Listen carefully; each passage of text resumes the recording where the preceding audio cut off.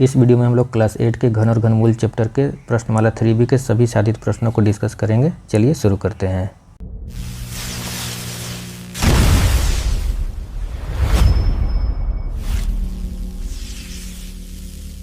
पहला है रिक्त स्थानों को भरिए जिससे कि कथन सत्य हो। तो 216 का घनमूल कितना होगा? तो 6 होगा। 125 का घनमूल कितना होगा? तो 5 होगा। जब आप 216 का घनमूल निकालिएगा तो इसको आप लिख सकते हैं ऐसे 6 का पावर 3, तो यहाँ से निकल गया 6। इसी प्रकार जब 125 का घनमूल निकालिएगा तो इसको आप लिख सकते हैं 5 के पावर 3 ऐसे, तो इससे घनमूल आ गया 5। अब दूसरा नंबर क्वेश्चन है इतना का घनमूल ज्ञात करिए। तो इसका गुणनखंड निकाल लेते हैं। कितना हो जाएगा? 2 से 2 दूनी 4, 1 19, 9 दूनी 18, 1 12, 6 दूनी 12, 3 दूनी 6, 5 दूनी 10, 2 दूनी 4। फिर 2 से लगाएंगे तो 1, 4 दूनी 8, 8 दूनी 16, 1 7 दूनी 14, 6 दूनी 12। फिर 2 से लगाएंगे तो 7 दूनी 14, 4 दूनी 8, 8 दूनी 16, 8 दूनी 16। फिर उसके बाद 2 से लगाएंगे 3 दूनी 6, 7 दूनी 14, 44 दूनी 88। फिर 2 से लगाएंगे तो 1, 8 दूनी 16, 5 दूनी 10, 22 दूनी 44। फिर 2 से लगाएंगे 9 दूनी 18, 2 दूनी 4, 6 दूनी 12, 1। फिर 3 से लगाएंगे 3 तिहाई 9, 8 तिहाई 24, 2 21, 3 सत्ते 21। फिर 3 से लगाएंगे ये हो जाएगा 1 0, 3 दूनी 6, 2 27, 3 9 27। फिर 3 से लगाएंगे तो ये हो जाएगा 343। फिर 7 से लगाएंगे तो ये हो जाएगा 49। फिर 7 से 7 बार में तो 5 9 2 7 0 4 बराबर क्या लिख सकते हैं? 2 का क्यूब गुने 2 का क्यूब गुने 3 का क्यूब गुने 7 का क्यूब। तो जब हम इसका घनमूल निकालेंगे तो ये कितना हो जाएगा? इसको हम लिख सकते हैं 2 गुने 2 गुने 3 गुने 7 का क्यूब। तो यहाँ से घनमूल क्या आ जाएगा? 2 गुने 2 गुने 3 गुने 7 गुना करके लिख दीजिए, आ जाएगा आपका 84 आंसर। आप इसको आकलन करके भी बना सकते हैं। कैसे? 5 9 2 7 0 4 है, दाहिने से 3 अंक मार्क कर लिए। यहाँ इकाइकांक 4 है तो घनमूल का भी इकाइकांक 4 हो गया। आपको बताए थे कैसे होता है कॉन्सेप्ट वीडियो में। अब बच गया 592। तो ये जो है 8 के क्यूब और 9 के क्यूब के बीच में आता है, तो यहाँ से हमको दहाई का अंक मिल गया, तो घनमूल हमारा मिल गया 84। अब तीसरा नंबर क्वेश्चन है एक घनाकार लकड़ी के टुकड़े का आयतन 91,125 सेंटीमीटर क्यूब है, घन की एक भुजा की लंबाई ज्ञात कीजिए।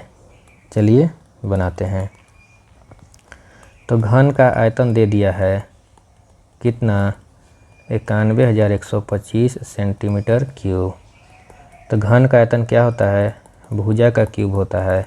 ये दे दिया है इतना। तो यहाँ से अगर हम भुजा निकालेंगे तो ये हो जाएगा क्यूब रूट इतना। तो अब हमको 91,125 का घनमूल निकालना है। तो आप डायरेक्ट भी बना सकते हैं आकलन करके। वो कैसे? अभी हम जस्ट बताए थे कि 3 अंक मार्क कर लीजिए दाहिने से, तो यहाँ से इकाई का अंक मिल गया हमको 5, और उसके बाद जो बच गया 91। तो 91 4 के क्यूब और 5 के क्यूब के बीच की संख्या है, तो यहाँ से हमको दहाई का अंक मिल गया 4। तो भुजा आ गया 45 सेंटीमीटर। तो डायरेक्ट हम निकाल लिए आकलन करके। अगर ऐसे नहीं निकालना है तो आप गुणनखंड विधि से इसको निकाल लीजिए। तो हम क्या करेंगे? 911 का गुणनखंड कर लेंगे। 3 से लग जाएगा, ये हो जाएगा 30375। फिर 3 से लगा देंगे तो ये हो जाएगा 10125। फिर 3 से लगा देंगे तो ये हो जाएगा 3375। फिर 3 से लगा देंगे तो ये हो जाएगा 1125। फिर 3 से 375। फिर 3 से 125। फिर 5 से 25 और 5 से 5। तो यहाँ से क्या मिल गया हमको? इसको लिख सकते हैं 3 का क्यूब गुने 3 का क्यूब गुने 5 का क्यूब, और ये सेंटीमीटर क्यूब जो है क्यूब रूट से बाहर आया तो सेंटीमीटर। तो यहाँ से घनमूल निकल गया ये वाला 3 गुने ये वाला 3 गुने 5 सेंटीमीटर, 45 सेंटीमीटर आंसर। अब चौथा का पहला क्वेश्चन है 4913 का घनमूल आकलन द्वारा ज्ञात कीजिए। तो चलिए बनाते हैं 4913 का। तो दाहिने ओर से 3 अंक हम मार्क कर लिए। तो यहाँ पे जो संख्या या इकाई का 3 है, तो घनमूल के इकाई का अंक कितना हो जाएगा? 7। 7 को 3 बार गुना करेंगे तो इकाई में 3 मिल जाएगा। अब इसके बाद बच गया 4। तो ये जो है 1 के क्यूब और 2 के क्यूब के बीच की संख्या है, तो यहाँ से हमको दहाई का अंक मिल गया 1। तो घनमूल कितना हो जाएगा, इकाई में 7, दहाई में 1, 17 आंसर। फिर दूसरा नंबर क्वेश्चन है 32,768 का घनमूल आकलन द्वारा ज्ञात करना है। ठीक है, तो 32,768, तो सबसे पहले हम दाहिने ओर से 3 अंक मार्क कर लिए। तो यहाँ पे आया 8, तो इस संख्या का घनमूल का इकाई अंक हो जाएगा 2।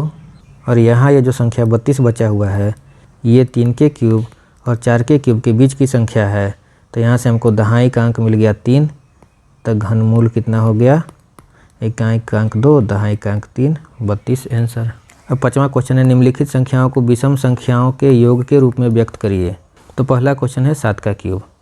तो देखिए 7 के क्यूब को लिखना है विषम संख्या के योग में, तो पहली बात तो 7 का क्यूब है तो 7 विषम संख्याओं के योग के रूप में लिखाएगा, और इसकी पहली विषम संख्या होगा 7 का स्क्वायर माइनस 7 प्लस 1, मतलब कि 7 49 1 50, 50 माइनस 7 43, तो पहली विषम संख्या हो गया 43। अब 7 का क्यूब है तो 7 क्रमागत विषम संख्याओं के योग के रूप में होगा, तो लिख दीजिए plus 45 plus 47 plus 49 plus 51 plus 53 plus 55 answer.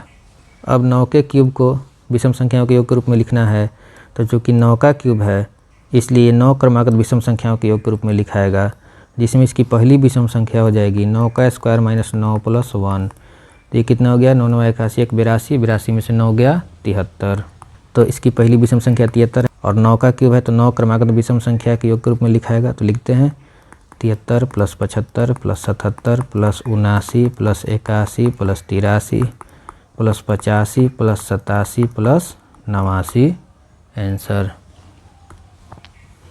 फिर है 6 के क्यूब को विषम संख्याओं के योग के रूप में लिखना है, तो पहली बात कि 6 का क्यूब है तो 6 क्रमागत विषम संख्याओं के योग के रूप में लिखाएगा, जिसमें पहली विषम संख्या हो जाएगा 6 का स्क्वायर माइनस 6 प्लस 1, तो ये कितना 36 1 37, 37 माइनस 6 31, तो ये हो जाएगा आपका 31 plus 33 plus 35 plus 37 plus 39 plus 41 answer.